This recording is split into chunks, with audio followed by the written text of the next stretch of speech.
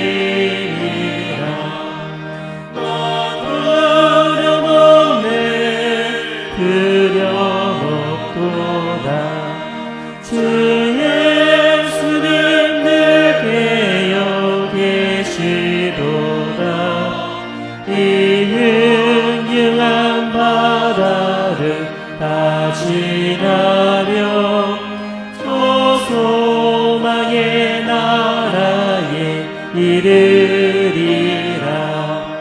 큰 소리로 물결을 명하시며 이 바다는 고요히 잠자리라. 저 공력이 환하게 밝아올 때 나 주 함께 이 바다 건너가리. 나 두려먹네 두려먹도다. 주 예수님 늘 깨어 계시도다. 이 흥흥한 바다를 다 지나며 저 소망의 나라에 이르리라. 큰 땅이 이 배를 위협하며 저 깊은 물이 떨려 달려드나. 이 바다에 노저워 항해하는 이 작은 배 사고는 주님이라. 나 두려먹네 두려먹도다. 주 예수님 늘 깨어 계시도다. 이 흥흥한 저 바다 다 지나며 저 소망의 나라에 이르리라. 큰 소리로 물결을 명하시며 이 바다는 고요히 잠자리라. 저 동력이 환하게 밝아올 때 나 주 함께 이 바다 건너가리. 나 두려먹네 두려먹도다. 주 예수님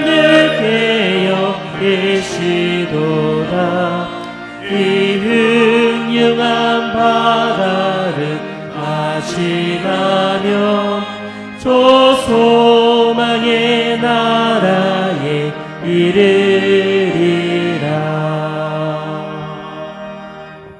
아멘. 말씀 전하신 목사님과 예배를 위해서 우리 다 같이 기도하겠습니다.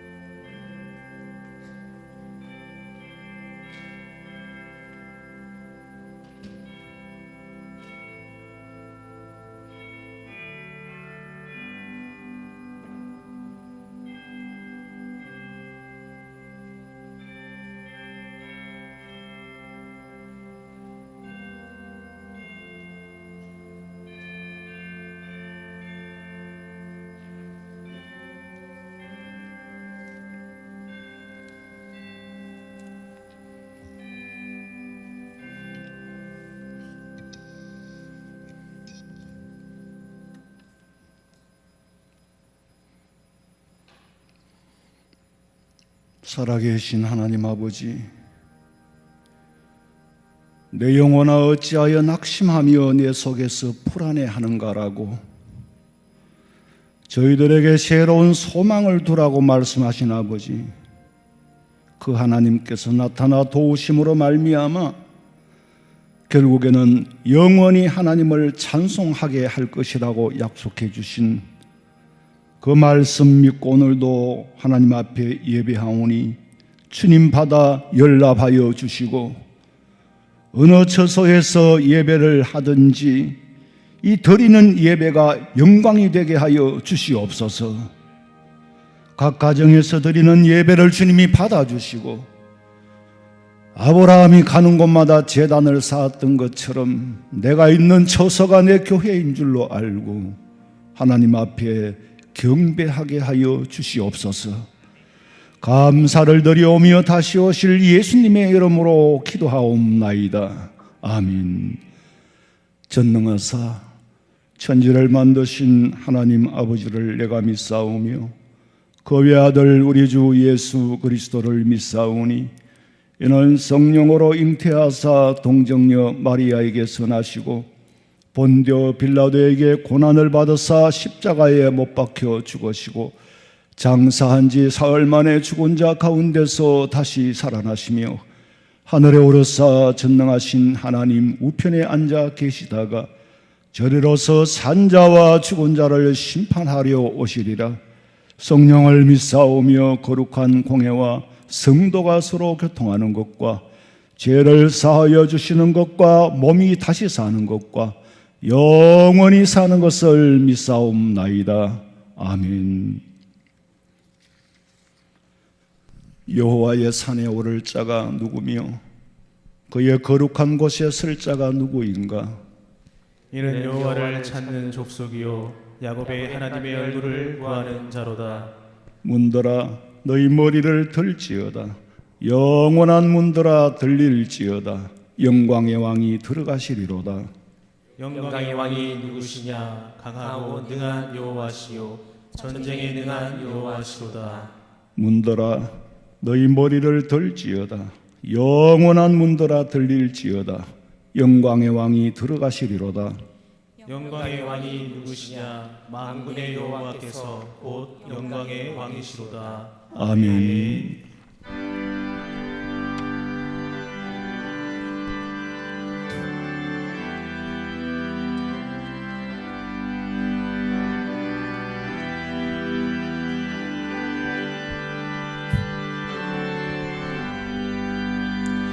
나 같은 죄인 살리신 주 은혜 놀라워 잃었던 셈 영차 잡고 광명을 얻은 옛 건재하게서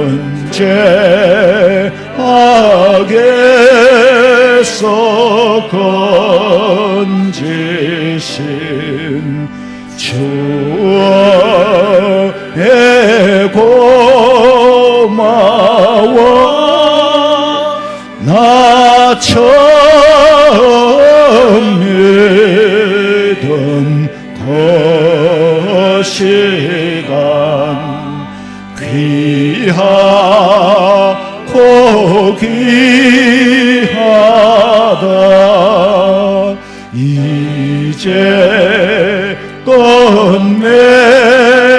내가 산 것도 주님의 은혜라 또 나를 장차 본향에 인도해 주시리 거기서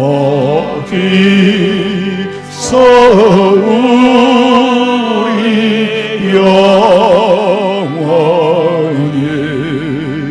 주님의 은혜로 해처럼 밝게 살면서 주 찬양하리라.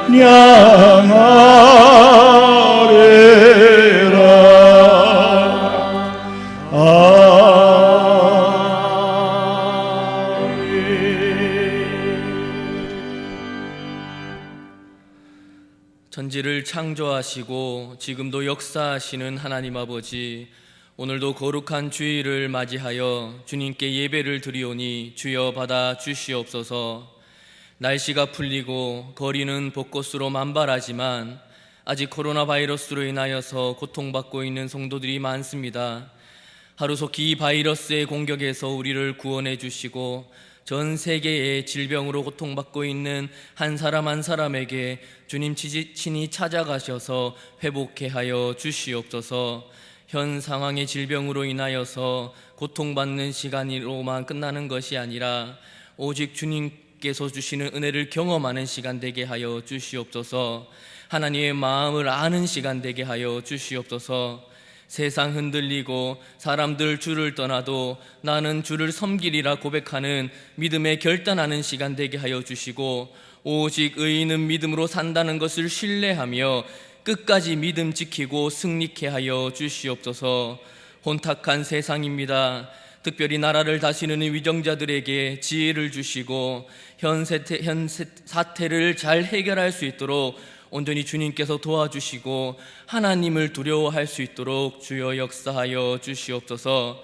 말씀을 준비하신 목사님 주님께서 붙들어 주시고 강건케 하여 주시고 육체의 연약함조차 주님의 말씀을 선포하는 도구로 사용될 수 있도록 주님 영권을 더하여 주시옵소서.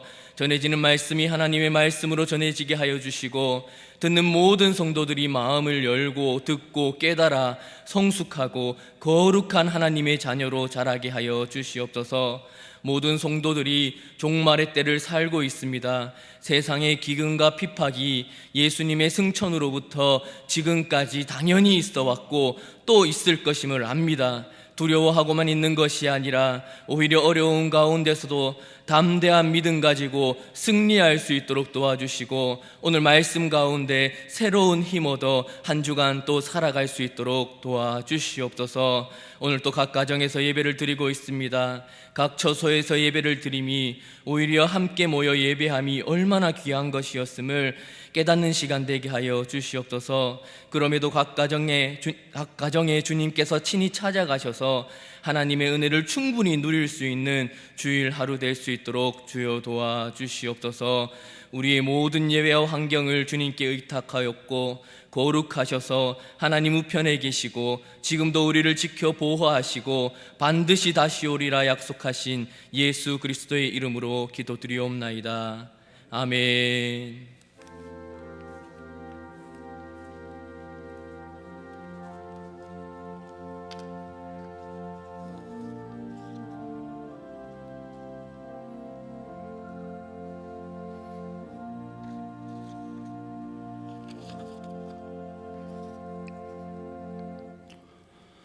하나님의 말씀은 빌립보서 4장 4절에서 7절 말씀까지 봉독해 드립니다. 빌립보서 4장 4절에서 7절입니다. 신약성경 322페이지에 있습니다. 제가 봉독해 드리겠습니다. 주 안에서 항상 기뻐하라. 내가 다시 말하노니 기뻐하라. 너희 관용을 모든 사람에게 알게 하라. 주께서 가까우시니라. 아무것도 염려하지 말고 다만 모든 일에 기도와 간구로 너희 구할 것을 감사함으로 하나님께 아뢰라. 그리하면 모든 지각에 뛰어난 하나님의 평강이 그리스도 예수 안에서 너희 마음과 생각을 지키시리라. 아멘. 준비하신 예물 드리겠습니다.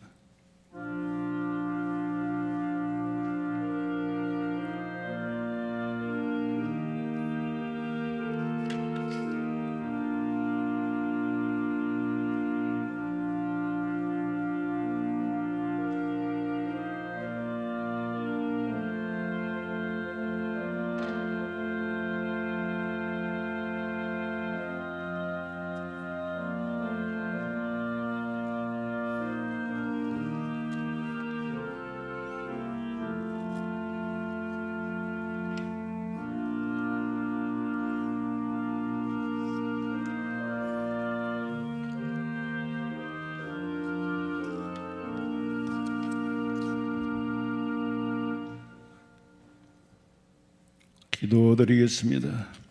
하나님 아버지, 오늘도 아버지 앞에 예물 드릴 수 있는 귀한 믿음과 물질 주심에 감사합니다.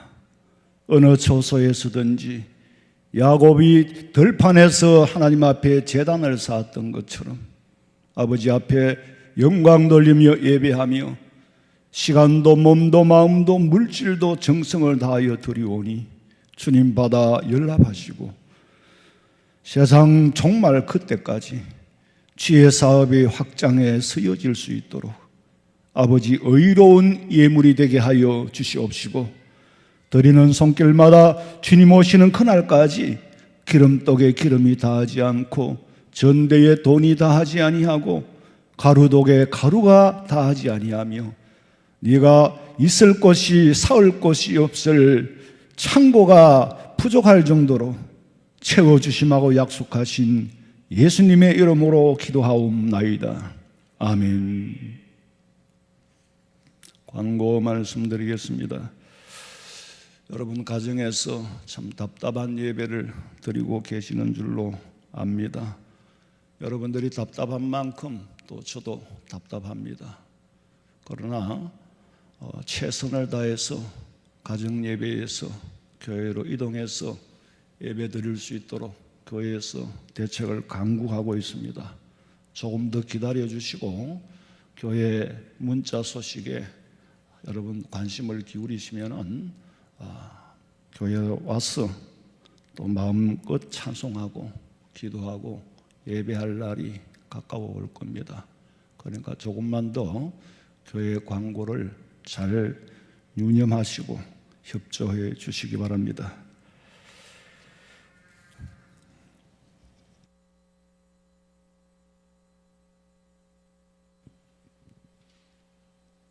우리는 이렇게 교회에서 예배를 드리지만은 대한민국에만도 1,000만 명이 넘는 그런 분들이 지금 병원에 입원해 계시고 얼마나 갑갑하고 답답하겠습니까? 지구촌에는 수십만 명이 이 코로나 바이러스에 감염이 돼가지고 대지각 변동이 일어나고 있습니다. 세균 하나가 경제를 무너지게 하고 사회를 혼란스럽게 하고 온 세계에 온 인류의 인간들의 질병으로 말미암아 고통받고 참 무서운 겁니다. 인간의 삶이라는 것은 내 의지만으로 내 마음대로 내 건강을 지키고 내 가정을 지키고 내 재물을 지키고 그렇게 할 수 없는 거예요. 베드로가 자기 의지를 믿고 주님 버리지 않겠다고 큰 소리 쳤을 때 그 마음은 거짓이 아니었어요. 그 당시에 그 마음은 진실했습니다. 나는 그렇게 할 수 있을 거라고 믿었어요. 그게 뭐냐? 자기 의지를 믿었던 거죠. 내 의지로 믿음을 지킬 수 있다고 했던 것이 바로 예수님을 모른다고 부인하게 된 이유입니다. 우리 그리스도인들은 자기 의지를 믿는 존재가 아니에요. 자기 의지를 믿고 예수님을 믿을 수 있다고 생각하는 그 발상 자체가 믿음의 뿌리가 잘못된 겁니다. 우리가 믿음을 지키는 것은 성령 하나님께서 내게 믿음을 지켜주셔야만이, 그래서 성령의 힘을 덧입어서 지킬 수 있는 거지, 내 의지로 내 믿음을 지키겠다고 하는 그 발상 자체가 참 믿음에 근거한 게 아니에요. 믿음은 주신 분도 하나님이고 거두어 가시는 분도 하나님이고, 그 믿음을 내가 지키는 것도 성령 하나님께서 지켜주셔야만이 가능한 일이라는 거예요. 지구상에서 일어나고 있는 총체적인 문제를 해결해 줄 수 있는 분은 오직 하나님 한 분밖에 없습니다. 그럼 우리가 할 수 있는 일은 기도밖에 없지요. 하나님 앞에 매달리는 그 방법 외에는 아무런 대책이 없습니다. 오늘 성경에 보니까 바울은 지금 로마 감옥에 갇혀 있으면서도 감사로부터 시작하는 거예요. 그 감사가 어디서 나오는 거냐? 도대체 어떻게 감사할 수 있느냐? 빌립보서 1장 12절에 보니까 형제들아, 나의 당한 일, 뭘 당했어요? 지금 감옥에 갇혔잖아요.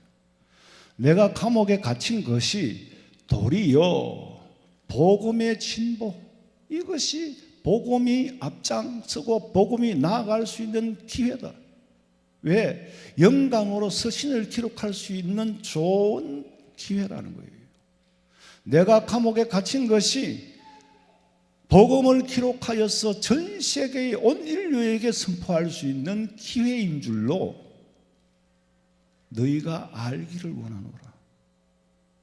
너희들이 나 때문에 염려하고 걱정하고 있는 건 알겠지만은 사실은 걱정하지 마라. 염려하지 마라. 왜냐하면은 내가 감옥에 갇힌 이유는 이 감옥에서 영감을 받아 성경을 기록하여 전 세계 온 인류에게 선포케 하기 위함이니까 걱정하지 말라는 거예요.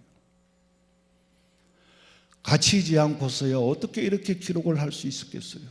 바울은 로마 감옥에 갇히기 전에 열심히 복음을 전했습니다. 그러나 아무리 뛰어다녀도 다 뛰어다닐 수는 없어요. 그래서 감옥에 갇혀서 하나님이 주신 영감을 받아 성경을 기록하게 된 거예요. 그래서 몸은 갇혔지만 영혼은 온 천지를 날아다니니까 오히려 갇힌 것이 유익하다. 몸은 갇혔으나 갇힌 것을 느끼지 못하는 거예요. 내가 지금 감옥에 갇혀서 고통스러워 못 견디겠다, 그게 아니에요.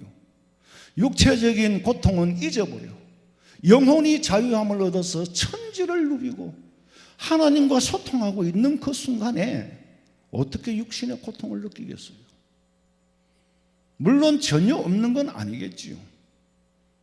그러나 그 고통이 주는 고통보다 하나님이 주시는 힘이 더 크니까 차라리 감사하고 오히려 감사하고 오히려 유익하다라고 한 거예요. 에베소서 3장 1절에 보니까 그러므로 그리스도 예수의 일로 이방인을 위하여 갇힌 자. 왜 갇혔지요? 갇힌 이유가 뭡니까? 그리스도 예수의 일로 이방인을 위하여 갇혔다는 거예요. 이방인에게 복음 증거할 수 있도록, 이방인에게 복음을 전할 수 있는, 복음을 기록할 수 있는 기회가 됐기 때문에 갇힘의 이유를 알고, 이유를 알기 때문에 소망이 있는 겁니다. 바울이 기록한 복음은 이방인을 위하여 복음 전하는 수단으로 쓰여지고 있다는 겁니다. 제가 한 30년 전에 로마에 갔을 때에, 물론 지금은 유적이지요. 로마 황제가 살던 그 옆에 바위 굴이 있어요. 그 바위 굴이 뭐냐? 그게 바울이 갇혔던 장소예요. 바울이 갇혔던 감옥이에요.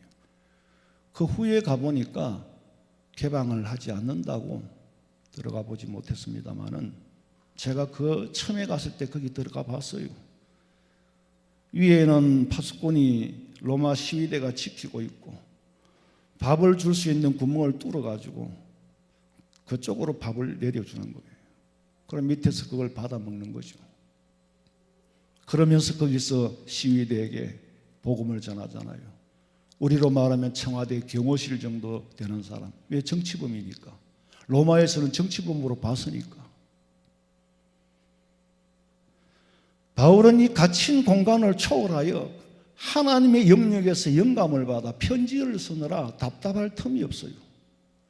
사람이 살면서 불행한 것은 행복을 빼버리니까 불행한 거예요. 지금 가정에서 우리가 영상으로 예배하고 교회에서 예배하고 이것만으로도 얼마나 감사한지 몰라요. 여기에 감사를 빼버리면은 왜 나는 교회에 못 갈까? 왜 교회 문을 열지 않을까? 왜 하나님께서 이런 질병을 주셨을까? 오만 가지 원망과 불평을 하게 됩니다. 그 원망으로서 행복을 빼버리고 불평으로서 행복을 빼버리고 다 빼버리고 나니까 감사할 일이 없어요. 지금 우리 국민들의 건강지수는 전체적으로 다운되고 있습니다. 이럴 때에 정신이 허물어져 버리고 마음이 허물어져 버리면은 몸이 무너지는 것은 일순간이에요. 여러분 육체가 건강해서 우리가 지금 이 생명을 유지하는 줄 아세요? 여기에 정신력을 살아야 하겠다는 정신력을 빼버리면은 그대로 무너집니다. 아우슈비츠 포로 수용소에서 포로 수용소도 아니죠. 죽음을 대기하는 수용소에서도 살아야 하겠다는 각오와 살아야 할 이유를 가지고 있는 사람은 끝까지 2차 대전이 끝날 때까지 살아남았었는데 살아야 할 이유와 존재의 가치와 목적을 빼버리고 나니까 그대로 죽어나가더라는 겁니다. 여러분 우리가 육체의 건강을 지키는 것도 정신이 허물어져 버리면은 그대로 허물어지는 겁니다. 인생의 아름다움이 뭡니까? 여러분 이럴 때일수록 오늘 본문에 5장 18절에 보면은 범사에 감사하라. 이것이 그리스도 예수 안에서 너희를 향하신 하나님의 뜻이니라. 지금 우리에게 주어진 상황이 우리에게 범사입니다. 모든 일이에요. 여기에 감사해라. 왜냐하면은 이것이 너희를 향한 하나님의 뜻이니까.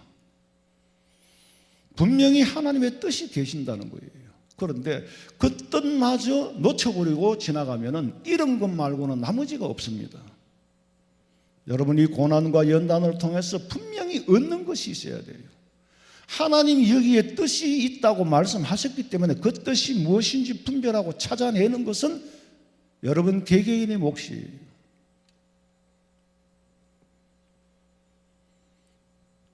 주 안에 있는 우리는 현실적으로 당하고 있는 어려움도 결국에는 합력하여 선을 이루어가는 과정인 줄로 믿고 감사하시기 바랍니다. 감사하라고 하실 때는 반드시 선을 이루겠다는 약속이 포함되어 있습니다. 원래 에덴 동산에서는 행복도 불행도 없었습니다. 아니 목사님 행복이 없다니 그게 무슨 말입니까? 왜 행복이 없었느냐 하면은 행복이 있다는 말은 불행도 있다는 말입니다. 그렇잖아요? 행복이 있으면 불행이 있어요. 하나님께서 만들어주신 에덴 동산은 인간들이 생각하는 그런 상대적인 행복과 상대적인 불행과 그런 게 없는 겁니다.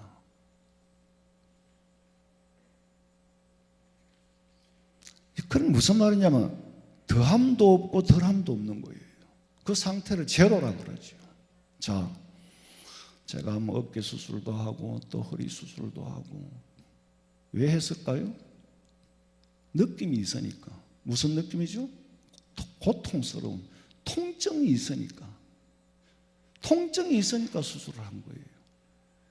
이 통증이 없을 때는 어깨가 있는지 없는지, 어깨가 건강하다고 다 행복하고 막 그러지도 않았어요. 제로 상태였어. 거기에 고통이 오니까, 마이너스가 되니까 그때 느끼게 되고 고통이 오게 되는 겁니다. 무슨 말이냐 하면은 제로를 유지하지 못했다는 거죠. 사람들은 제로를 유지하지 못하고 있잖아요. 건강하기를 원하면서 안 건강할 일들만 하고 있어. 건강하기를 원하면서 입에 단 것만 찾고 있단 말이에요. 느낌이 없다는 거. 여러분, 제로라는 걸 한번 생각해 보세요. 그런데 아담이 사탄의 유혹에 빠져서 제로 상태를 유지하지 못해서 제로에서 마이너스로 힘을 빼버리니까 죄를 짓게 되는 거고, 결국에는 사망에 이르게 된 건데, 누가 제로에서 마이너스를 뺐느냐? 마귀 사탄의 유혹이 제로를 빼려고 하니까 아담이 갖고 있는 욕심이 그 제로에 끌려간 거예요. 아담이 유혹에 빠진 이유가 사탄의 말대로 선악을 알게 하는 열매를 먹으면 네가 신의 영역에 들어갈 수 있다는 유혹에 빠져. 욕심이지요.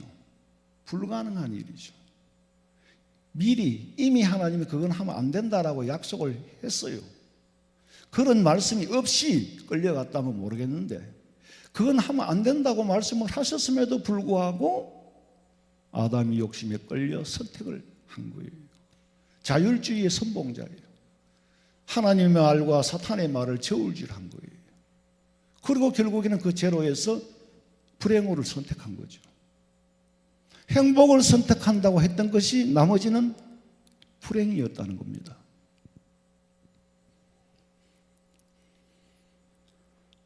제로에서 뭔가 더 하려고 하는 욕심 때문에 제로를 잃게 된 거예요. 더 건강하고 더 부자 되고 더 잘 살려고 더 잘 되려고 하다가 다치고 손해를 보고, 건강을 찾기 위해서 무리하게 도봉산에 올라갔다가 바위에 미끄러서 생명을 잃는 일, 부상을 당하는 일. 운동하지 말라는 말씀이 아니고 이치가 그렇다는 말씀입니다. 야고보서 1장 14절에 보니까 오직 사람이 시험을 받는 것은, temptation, 유혹을 받는 것은 자기 욕심에 끌려서 미혹을 받게 되는 거예요. 그래서 욕심이 잉태한 적, 욕심이 내 속에서 생긴 적, 결국에는 뭘 낳아요? 죄를 낳고, 이 죄가 장성한 적 사망을 낳느니라. 죽음에 이르게 되는 거죠. 인간의 욕심이라는 것은 제로 상태를 유지할 수 없도록 힘을 빼는 거예요. 지금 내게 주어진 상황, 지금 내게 주어진 있는 그대로를 받아들이면 제로를 유지를 합니다. 뭔가 여기에서 버티려고 하는 욕심이 죄를 불러일으키고 죄를 짓고 감옥에 가게 된다면 그거는 제로를 유지하지 못한 거죠. 왜? 욕심 때문에.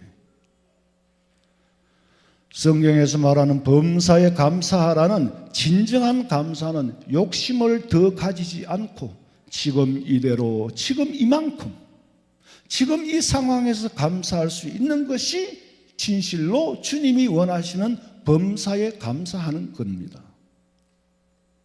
만약에 내가 오늘 3만 원을 벌어서 너무 기분이 좋아. 평소에는 3만 원을 못 벌어다가 3만 원을 벌었으니까 얼마나 기분이 좋겠어요. 근데 옆에서 장사하는 사람이 나는 오늘 5만 원 벌었다? 그 말을 듣는 순간 상대적인 박탈감 때문에 3만 원을 벌었을 때의 그 기쁨을 잃어버리는 거예요. 상실하게 되는 거예요. 내가 3만 원을 벌었을 때의 그 기쁨을 간직을 해야 되는데 다른 사람이 5만 원을 벌었다는 말을 듣는 순간에 욕심이 발동한 거죠. 그러니까 상대적으로 박탈감을 느끼는 겁니다. 욕심이 발동하지 않고 내 스스로 자족하고 너는 5만 원, 나는 3만 원에 감사해. 이러면 행복을 유지하는데 상대적인 박탈감을 가지기 때문에 박탈감의 원인은 뭡니까? 욕심에서 생긴 거예요. 그렇다면 조금 전에 3만 원에 만족했던 것이 그게 진정한 감사가 아니었다는 거죠. 바울은 자족의 비결을 배웠다고 그러잖아요. 여러분 왜 불행해집니까? 기준을 잃어버리는 거예요. 제로를 잃어버리는 거예요. 남과 비교하는 순간에 불행하게 됩니다. 그래서 남의 일에 관심을 많이 가지는 사람들이 대부분 불행하더라고. 남이 못 되는 걸 보고 내가 행복하는 행복 지수보다 남이 잘 됐다는 소리를 들었을 때 불행해지는 거예요. 인간이라는 심리는 남 못 되는 것이 내 잘 되는 것보다 더 기분 좋다고 그러잖아요. 그럼 바꾸어 말하면 남 잘 되는 것은 오히려 나는 불행해진다는 거지. 안테나가 너무 높아가지고 나보다 불행한 건 눈에 안 보여. 나보다 더 낫다고 생각하고 더 행복해 보이는 사람만 보이니까 상대적으로 내가 불행해지는 거예요. 제가 늘 드리는 말씀인데 남의 일에 좀 관심 끊어라. 내 코가 석자인데 내 앞길도 바쁜데 언제 좌우로 다 살피고 나아갈 수 있겠느냐는 겁니다. 누가 뭐라 그래도 나는 지금 이대로 감사할 수 있어야 진실로 감사하는 겁니다. 그것이 주님이 원하는 감사예요. 무슨 일이 잘 돼가지고 감사합니다. 이래가 감사합니다. 그것도 감사지요. 그마저 감사도 모르고 살아가는 사람이 많으니까. 그러나 지금 이대로 감사하는 사람이 돼야 진정한 그리스도인이라는 말씀입니다. 우리가 더 이상 행복해지려고 하는 순간, 더 이상의 행복을 추구하는 순간에 행복은 마이너스로 기울어지는 겁니다. 그 마이너스를 채우려는 순간에 뭐가 생겨요? 욕심이 생기죠.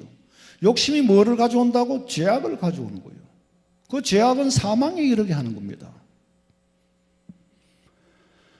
범죄한 인간이, 죄를 가지고 있는 인간의 소욕, 이 소욕의 행복을 채우려고 하면은 육신의 소욕이 원하는 그 행복을 버려야만이 하나님이 주시는 그 행복이 내게 오는 겁니다.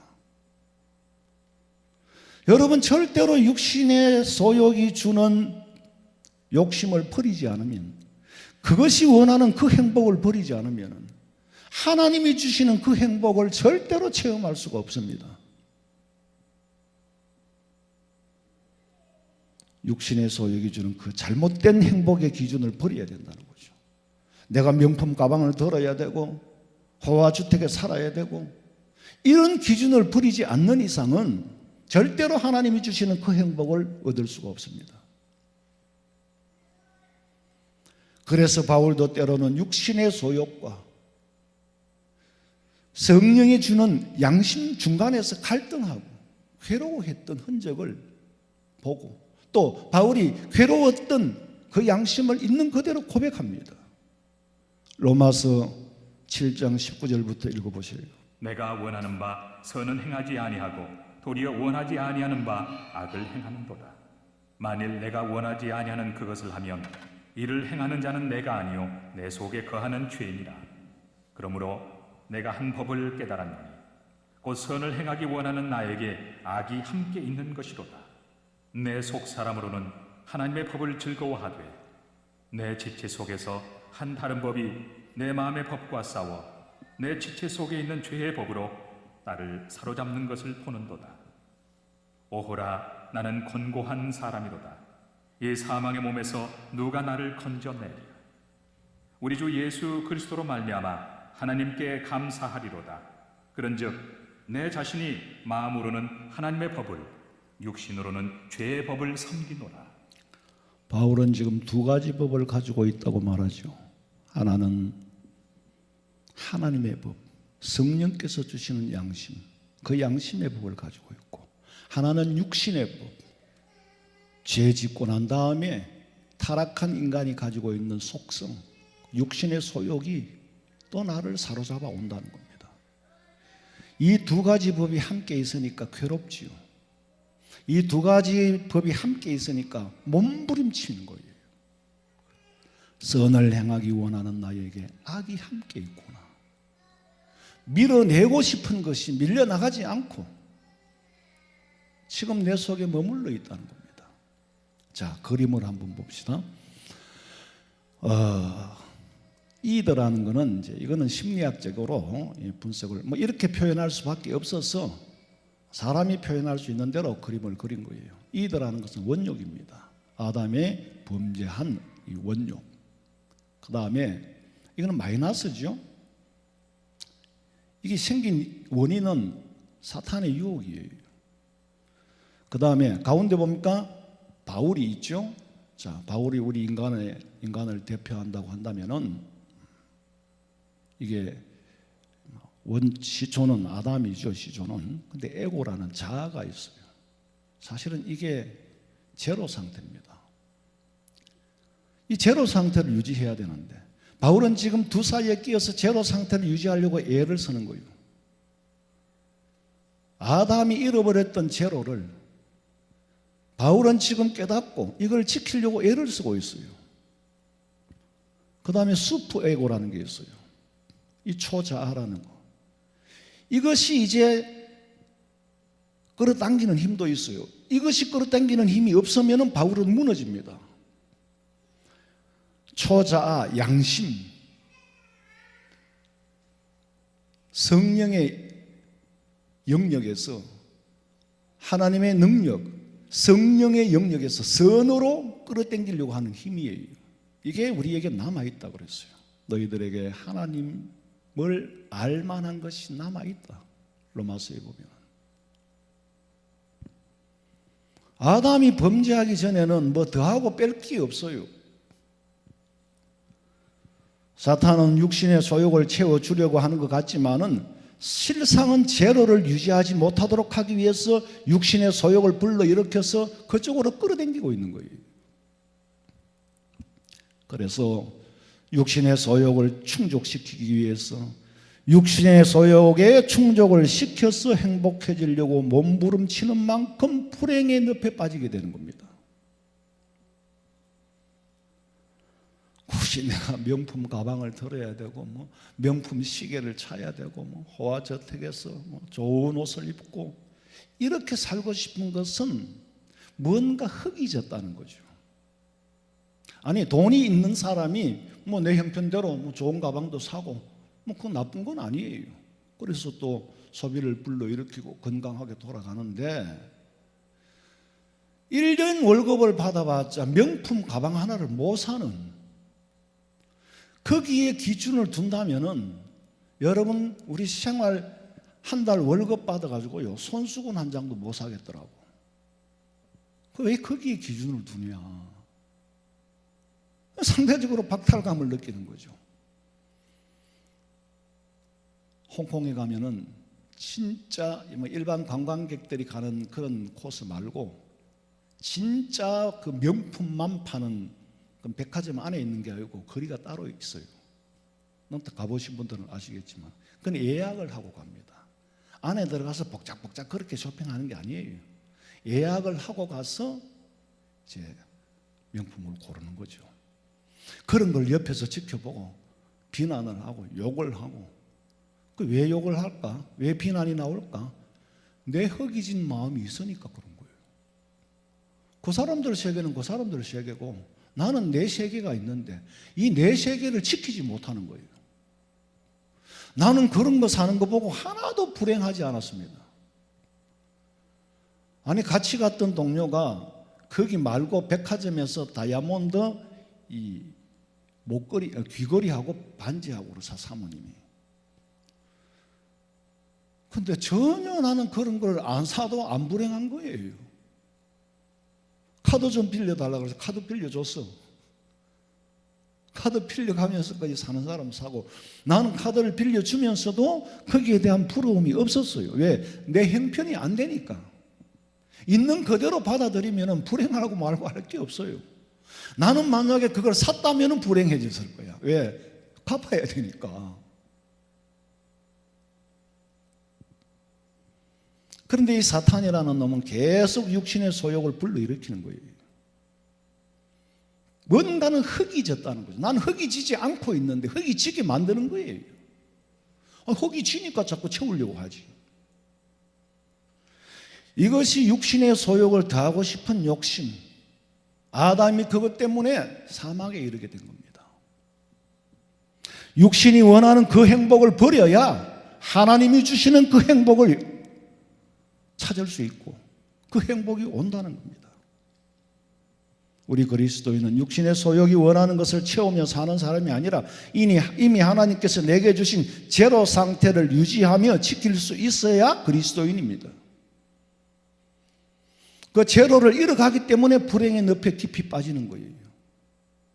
누가 제로를 뺏어갑니까? 자기 스스로가 제로를 지워가고 있는 거예요. 제로에서 마이너스로 가고 있는 거예요. 무슨 말씀인지 이해하기가 어렵습니까? 제가 여러 번 이 말씀을 풀어서 보편적인 말씀을 드렸어요. 지금 우리 경제가 만약에 세계 1등을 간다고 합시다. 그렇다고 행복지수도 대한민국 국민이 1등으로 갈까요? 미지수입니다. 이미 가져도 행복지수는 더 올라가지 않는 지경에 이르러 버렸어요. 아무리 가져도 행복지수는 올라가지 않게 되어버렸어요. 그런데 문제는 이러면 불행의 질만 남아 있습니다. 그리스도인들에게 우선순위는 하나님이 주시는 그 행복을 찾아야, 그 행복을 찾아야 이 행복을 유지할 수 있는 거예요.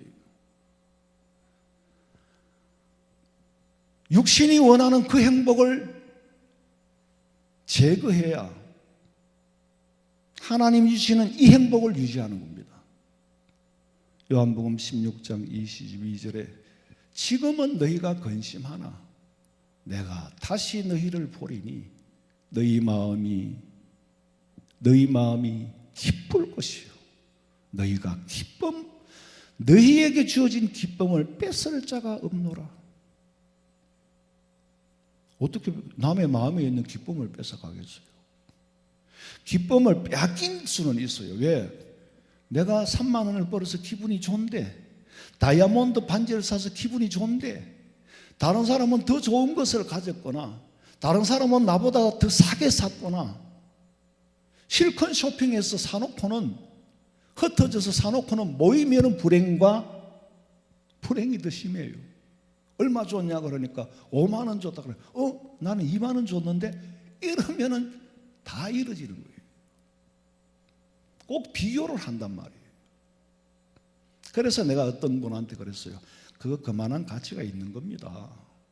잘 샀다고 생각하세요. 버스 안에서 방방 뛰는 거예요.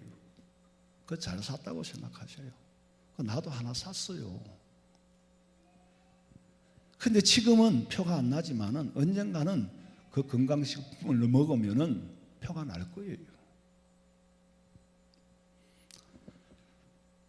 마음에 있는 기쁨을 누가 뺏어가는 것이 아니라 자기가 빼앗기고 있단 말이에요. 유지를 못하는 거예요. 왜? 쓸데없는데 남의 일에 너무 관심이 많아가지고 그래요. 하나님이 주시는 기쁨은 뺏을 자가 없느니라. 인간이라는 것은 누구든지 배가 부르면 점점 더 높은 가치를 추구하게 되어 있는데 그 정점이 예술이에요. 그림이 주는 행복은 먹고 먹는 마시는 음식은 아니지만 그 육신의 배를 채우는 단계를 초월해 있는 정신세계의 가치를 추구하는 게 예술이에요. 음악도 정신세계에서 누릴 수 있는 행복이지 그거 먹고 마실 수 있는 건 아니잖아요. 그러나 마음의 평안을 줍니다. 미술에 조예가 없는 저는 그저 풍경화를 좋아해요. 왜냐하면 그 밖에 있는 풍경을 집 안에 들여다 놓고 볼 때에 마음이 힐링이 되니까. 뭐 추상화 이런 건 내가 추상력이 없으니까 별로 못 느낍니다만은, 그저 풍경화는 자연을 밖에 끌어들여서 방 안에서 볼 수 있으니까 정신적으로 힐링이 되니까 좋은 거고, 음악도 마찬가지예요. 우리가 찬송을 부르는 건요, 분명히 알아야 될 것은 대상이 하나님입니다. 하나님을 기쁘시게 하기 위해서 불러야지 내가 기쁘기 위해서 부르는 게 아니에요. 하나님을 기쁘시게 하기 위해서 찬송을 부를 때에 하나님이 주시는 기쁨을 얻어야 되는 거지, 찬송이 내 기분 풀어내려고 부르는 게 아니라 하나님 앞에 내 형편과 사정과 내 믿음을, 신앙을 고개에 담아서 고백할 때에 그 다음에 하나님이 그 속에서 소망을 주시는 거예요. 그걸 받아야지. 음악은 귀로 들으면서 복잡한 마음을 힐링시켜 주니까 잠자리에 들기 전에 저는 쭉 클래식 음악을 들어요. 베토벤의 음악도 듣고 쇼팽의 음악도 듣고, 그게 힐링이 되더라고. 근데 그게 한계가 있어요. 음악과 미술이 주는 한계가 있더라고. 왜 그럴까?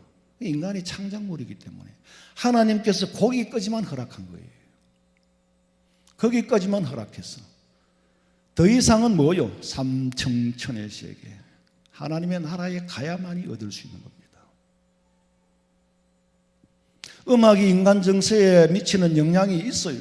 안정을 주고 병든 몸을 치유하기도 합니다. 사무엘상 16장 23절에 보니까 하나님께서 부리시는 악령이 사울에게 이럴 때에 다윗이 수금을 타고 수금을 들고 와서 손으로 연주를 한 거예요.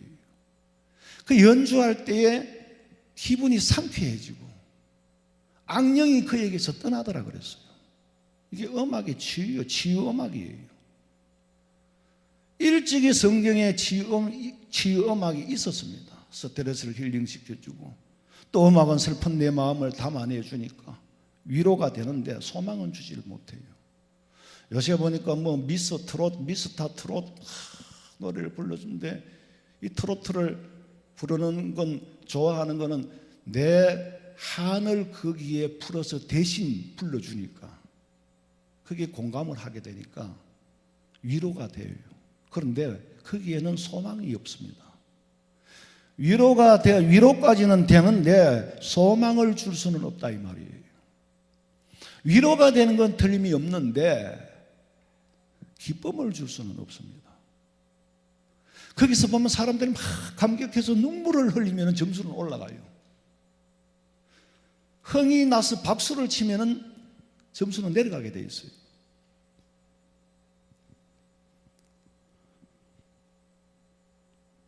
미술이 주는 가치도 있지만은 거기서는 영적인 기쁨과 영적인 소망을 얻을 수는 없더라는 겁니다. 우리 그리스도인들은 문화, 예술, 이 가치를 뛰어넘은, 이 가치 이상의 가치를 쫓아 사는 사람이 그리스도인이에요. 예수님께서는 사람들이 원하는 그 행복을 주려고 오신 분이 아닙니다. 자기 생명을 십자가에 내놓고 우리에게 주시고자 하는 그 구원의 행복을 주시려고 이 땅에 오신 것이지, 그 구원의 기쁨은 내 생명을 내놓고 바꾸어도 아깝지 않을 수 있는 그 기쁨, 그 소망이 주님이 주시고자 원하는 거고, 그 소망을 가진 자만이 내 목숨과 바꿀 수 있는, 숭배할 수 있는 믿음이 있는 겁니다. 요한복음 14장 27절 읽어보세요. 평안을 너희에게 끼치노니 곧 나의 평안을 너희에게 주노라. 내가 너희에게 주는 것은 세상이 주는 것과 같지 아니하니라. 너희는 마음에 근심하지도 말고 두려워하지도 말라. 주님이 주시는 평안은 내 속에서 스스로 부가가치를 발생해가지고 평안이 끊어지지 않아서 근심할 필요도 없고 두려워할 필요도 없고, 로마서 14장 17절에 하나님의 나라는 먹는 것과 마시는 것이 아니요 오직 성령 안에 있는 의와 평강과 희락이라. 하나님의 나라, 천국이 아닌 이 땅에서도 예수 믿는 사람의 하나님의 백성들, 하나님의 나라에 사는 사람들은 먹는 것과 마시는 것으로 기뻐하는 것이 아니라, 이 말은 먹는 것과 마시는 것이 아니라도 기뻐하고 행복할 수 있다는 말씀입니다. 하나님이 주시는 것은 성령 안에서 의와 평강과 희락이라. 이야, 평강, 샬롬의 상태, 희락이라. 가진 것이 없고 누더기 옷을 입어도 마음이 기쁘고 마음이 행복한 거예요. 제가 처음 은혜를 받았을 때에 사람들을 보는 눈이 달라졌어요. 저 사람은 귀걸이는 했구만, 반지는 끼고 있구만, 저 속에 예수님이 계실까? 내 눈에는 그것만 보였지. 처음 은혜 받았을 때 저 속에 예수가 없다면 얼마나 불행할까? 얼마나 불행할까? 그 처음 은혜와 처음 사랑, 그것이 계기가 돼서 인간이 개조가 되고 변화가 된 겁니다. 그래서 나는 소망을 가진 거예요. 그래서 목회를 하기 싫어도 해야 하고 남에게 소망을 주어야 하기 때문에 육신적으로는 참 힘들지요. 하나님의 나라는 먹고 마시는 것이 아니라 의와 평강과 희락이라. 의와 평강과 희락은 제로 상태로 돌아가고, 제로 상태의 열매는 감사로 나타나는 겁니다. 이사야 55장 2절 읽어보세요. 너희가 어찌하여 양식이 아닌 것을 위하여 은을 달아주며 배부르게 하지 못할 것을 위하여 수고하느냐. 내게 듣고 들을지어다. 그리하면 너희가 좋은 것을 먹을 것이며 너희 자신들이 기름진 것으로 즐거움을 얻으리라. 참된 양식과 음료는 뭡니까? 요한복음 6장 55절 읽어보세요. 내 살은 참된 양식이요 내 피는 참된 음료로다. 주님과 더불어 살과 피를 먹고 마신다는 게 뭡니까? 주님과 더불어 연합하여 다바 그 한 몸을 이룬다는 말이잖아요. 주님과 한 몸을 이루면은, 성령에 이끌려서 주님과 하나가 되면은 불행해질 수가 없어요. 그래서 육신에 속한 그 행복을 버려야 주님이 주시는 그 행복에 동참하고 한 몸을 이루어서 행복할 수 있다는 말씀입니다. 성령에게 이끌리면 불행해질 여유가 없어요. 그래서 육신에 속한 그 행복을 버려야 주님이 주시는 이 행복을 얻을 수 있는 겁니다. 우리 그리스도인들이 쉽게 흔들려서는 안 되는데 흔들리는 이유는 진정한 복음이 그 속에 없기 때문이에요. 참 이런 소망이 없었다면 나는 일찍이 직장으로 가든지 돈벌이 하러 나섰지, 뭐 때문에 마음고생을 하고 애 우유도 못 사주고 병원도 못 가고 왜 그랬겠어요? 그 처음 사랑, 정말 인생의 진정한 가치는 무언가를 나름대로 나를 지키길 수 있을 만큼 깨달았어요.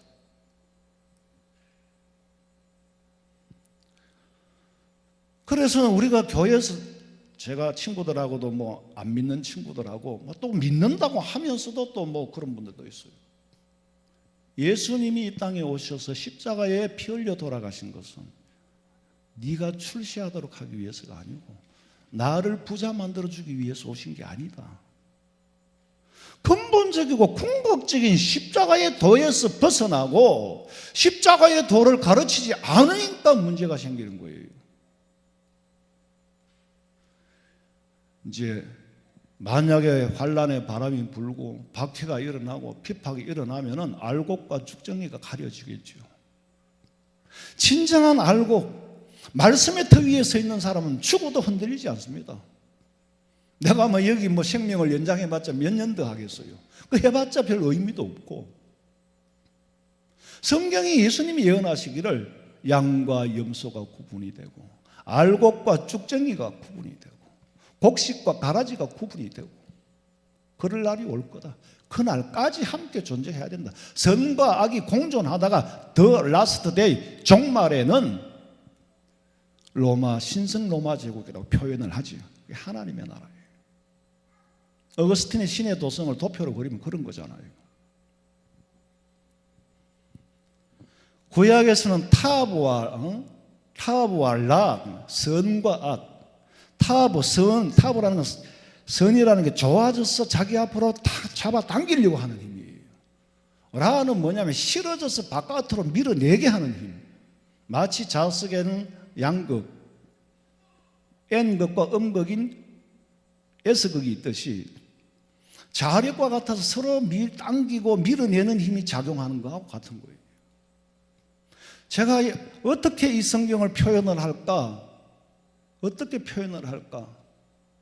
초등학교 열심히 공부를 해야 되겠더만요. 이 자석 실험은 언제 했느냐 하면 초등학교 때 해봤어요. 초등학교 자연 시간에 배운 거예요. 욕심이란 마치 사람이 종이 위에 샷가루처럼 있고 종이 밑에 자석이 있는 것처럼 이런 거하고 잡아당기는 힘이 있어. 종이 위에 모래 샷가루는요, 모래 속에서도 그 광성분이 있는 건 끌려가요. 그리고 또 샷가루만 뿌려놓으면 밑에서 자석을 이리 움직이면 이리 가고 저리 움직이면 저리 따라갑니다. 그런데 샷가루는 자기가 자기를 의식하지 못해요. 어디로 왜 이리로 끌려가는지, 왜 절로 끌려가는지를 의식을 못해요. 그런데 자장권 밖에서 봤을 때에 저는 자석이 저쪽으로 가니까 저리 끌려가고 이쪽으로 가니까 이쪽으로 끌려가는, 그거를 진단할 수 있는 것은 자장권 밖에 있어야 진단을 하지 그 자장권 안에서는 진단을 못해요. 여러분 한번 생각해 보세요. 여러분은 지금 육신의 소욕에 끌려서 살아갑니까? 성령의 은혜 안에서 성령의 소욕에서 끌려가고 살아가고 있습니까? 이거는 내가 내 자장권 안에서는 볼 수가 없어요. 자장권 밖에서만이 남이 진단해 줄 수 있는 거지. 그래서 상담을 하는 거죠. 목사님, 정말로 내가 성령의 소욕대로 살아갑니까? 육신의 소욕대로 살아갑니까? 목사님 보시기에는 자장권 밖에 있으니까 한번 진단을 해봐 주세요. 근데 그거는 쉽게 말하기가 어렵죠.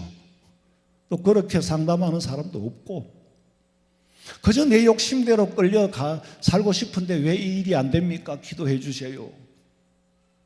대부분이 성령을 쫓아 사는 사람은 고민이 없어요.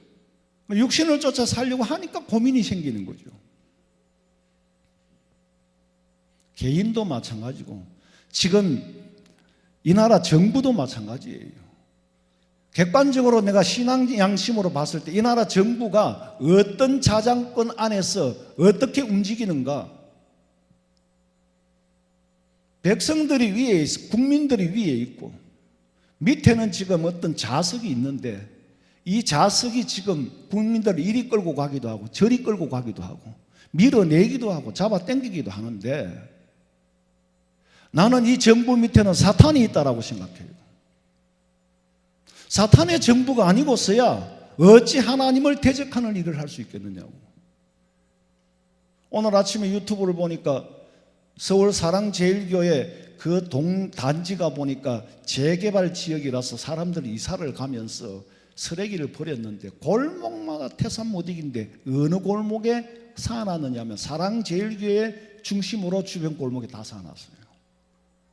그래 놓고는 구청에다가 이걸 치워달라고 해도 우리 관할이 아니라고 그러고 우리가 할 소관이 아니라고 그러고, 그럼 누가 하는 겁니까? 여러 군데 민원을 넣어도 안 들어준다는 거예요. 이게 어떻게 교회를 본질적으로 드러나게 핍박을 하고 박해를 하는 겁니다. 그 목사님이야 어쨌든 간에 그런 위생, 건강, 바이러스 그렇게 떠드는 나라가 왜 그건 안 치워줍니까? 그 동네 아직도 살고 있는 사람이 있는데, 이거야말로 사탄이 움직이는 정부가 아니고 뭐겠어요? 이 방송이 지금 우리 성도들만 보는 게 아니고 갈라서 어디까지 갈지 모르지만 청와대까지 갔으면 좋겠어요. 그리스도인도 예수 믿는 사람이기 전에 대한민국 국민이에요. 성북구에 살면 성북구 구민이에요. 장위동에 살면 장위동의 동민이에요. 세금 내고 사는데 왜 기독교인들만 좀비처럼 마치 바이러스를 퍼뜨리는 사람처럼 생각하느냐 말이요. 그런 정책을 쓰는 정부는 사탄의 정부지. 어느 자장권에 안에 있는지도 모르고 국민들이 눈이 머니까 거기 끌려가는 거예요. 그거는 자장권 밖에 있는 사람이 볼 때 해석하고 분석하고 진단할 수 있는 겁니다. 내가 내 인생을 사는 것 같지만 실상은 자기 밖에 있는 어떤 힘에 끌려서 노예로 사는 겁니다. 바울은 나는 그리스도의 종, 바울로서 둘로서 나는 예수님의 종, 예수님의 노예로 살고 싶다는 거죠. 물론 노예와 종이라는 개념은 좀 다릅니다만은 톨스토이의 독서의 바퀴에 보면은 사람은 누구에겐가 노예가 되지 않으면 안 된다 그랬어요. 문제는 누구의 노예가 되느냐라는 문제만 남아있다. 예수 그리스도의 종이 되면은 종됨의 기쁨이 있을 것이고 사탄의 종이 되면은 종됨의 고통이 있을 것이고. 로마서 8장 5절 읽어보세요. 육신을 따르는 자는 육신의 일을, 영을 따르는 자는 영의 일을 생각하나니 육신의 생각은 사망이요 영의 생각은 생명과 평안이니라. 육신의 생각은 하나님과 원수가 되나니 이는 하나님의 법에 굴복하지 아니할 뿐 아니라 할 수도 없습니다. 육신에 있는 자들은 하나님을 기쁘시게 할 수 없느니라. 만일 너희 속에 하나님의 영이 거하시면 너희가 육신에 있지 아니하고 영에 있나니 누구든지 그리스도의 영이 없으면 그리스도의 사람이 아니라.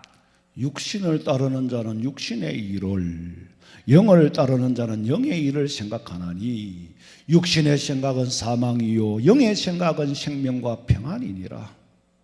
여러분 지금 우리 자신을 진단해 보세요. 나는 어디에 끌려 살아가고 있는가? 어떤 자장권 안에서 어떤 방향으로 끌려 살아가고 있는지 스스로 진단해 보세요. 내가 지금 하나님께서 지으신 원래의 목적대로 쓰임을 받고 있는지, 내게 주신 달란트, 건강, 물질, 시간, 지식, 지혜를 어디에 사용하고 있는지, 어느 힘에 끌려서 쓰고 있는지, 이 마이크를 만든 사람, 이 마이크가 목적대로 쓰여지지 않고 고물상에 가 있으면은 서력에밖에 안 되는 거예요. 내 육신의 소욕을 기쁘게 해서는 행복할 수 있는 것이 아니에요. 내가 하나님을 사랑하고 하나님을 기뻐할 때에, 하나님을 좋아할 때에 내가 하나님을 좋아해야 돼. 그렇게 되면 목적대로 쓰임받는 사람이 되는 거고, 가치를 발생하고 삶의 의미를 가지고 살아 존재하는 이유가 있는 거죠. 먹고 마시는 것에 있다면 동물하고 다를 게 뭐가 있어요? 차라리 동물들이 편하죠.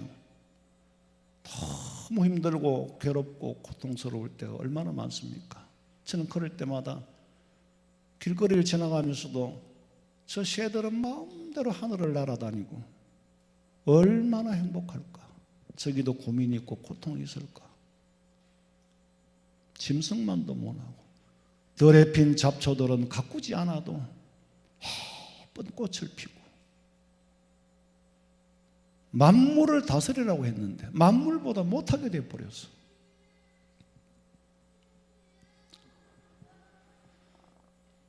우리를 다스리는 하나님께서는 시간과 공간 밖에 계시는 거예요. 인간 영역이라는 이 자장권 밖에 계십니다. 시간의 제한을 안 받지요? 공간의 제한을 안 받지요?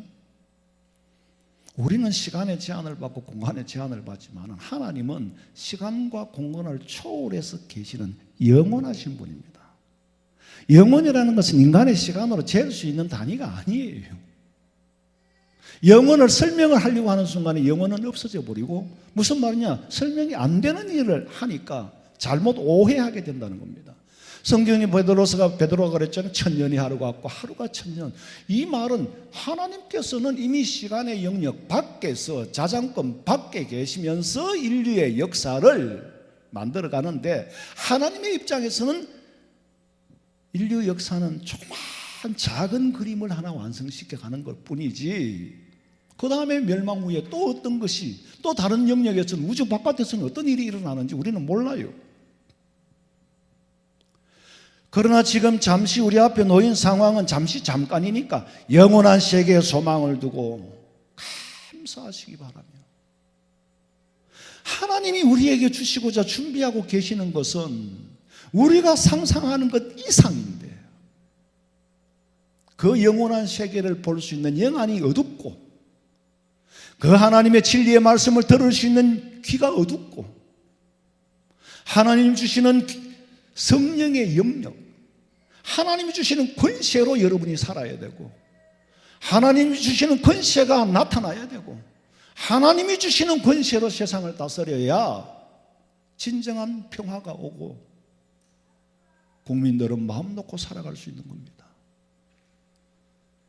이 나라의 백성들이 너무 영적으로 무지해요.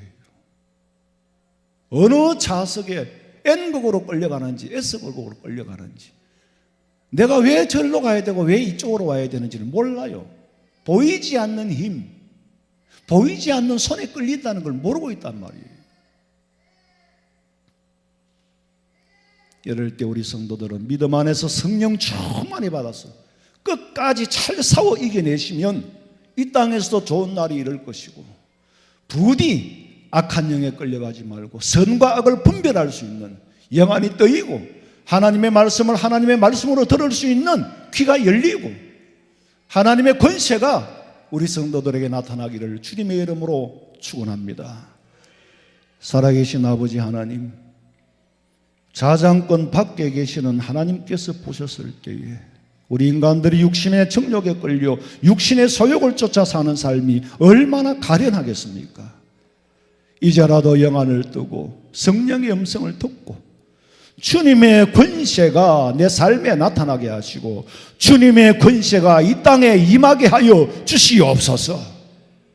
주님의 권세로 이 코로나 바이러스를 인류에서 거두어 가주시고, 주님이 거두어 가주시기 전에 회개치 않고서는 쉽게 하나님이 거둘 것 같지를 않음을 압니다. 아버지, 우리의 죄를 회개합니다. 육신의 정욕과 소욕에 끌려 살았던 것을 진심으로 회개하오니 내 한 사람이 변화될 때에 비로소 모여서 세상이 변화되지 않습니까? 이 사회가 변화되지 않습니까? 앞으로 중대한 우리 국정을 앞두고 있사오니 하나님이여, 부디 성령의 인도하심을 받고 성령의 이끌림을 받고 선과 악을 분별할 수 있는 영안이 뜨이게 하여 주시옵소서. 이 땅에 다시 오실 예수님의 이름으로 기도하옵나이다. 아멘.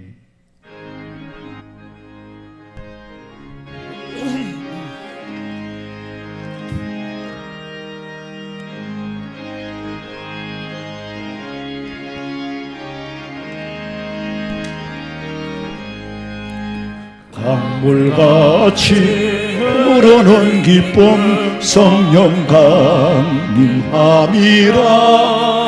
정결한 마음 영원하도록 주의 보초 되겠네. 주님 주시는 참된 평화가 내 맘속에 넘치네.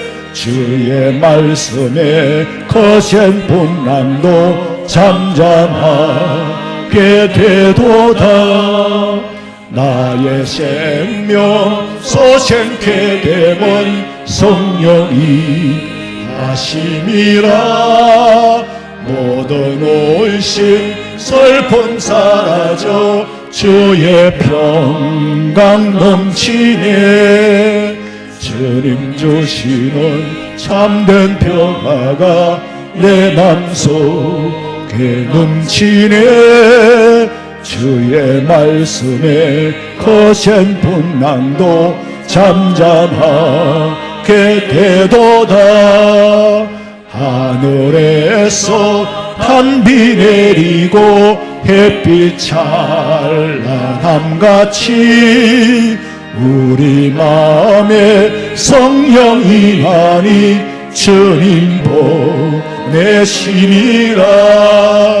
주님 주시는 참된 평화가 내 맘속에 넘치네. 주의 말씀에 거센 풍랑도 잠잠하게 되도다. 생명신에 넘쳐 흘러서 마른 광야 적시네. 너의 열매 물어익어서 추수를 기다리네. 주님 주시는 참된 평화가 내 맘속에 넘치네. 주의 말씀에 거센 풍랑도 잠잠하게 되도다. 놀라우신 주의 은혜로 그의 얼굴 뵙겠네. 평화로운 안식처에서 영원토록 쉬겠네. 주님 주시는 참된 평화가 내 맘속에 넘치네. 주의 말씀에 거센 풍랑도 잠잠하게 되도다.